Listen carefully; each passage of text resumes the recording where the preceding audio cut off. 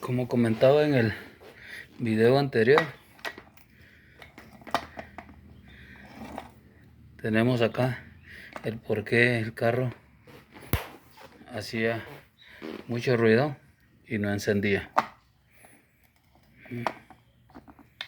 Se le cayeron los tornillos que sostienen el automático o Bendix o no sé cómo le llamarán en otros lugares.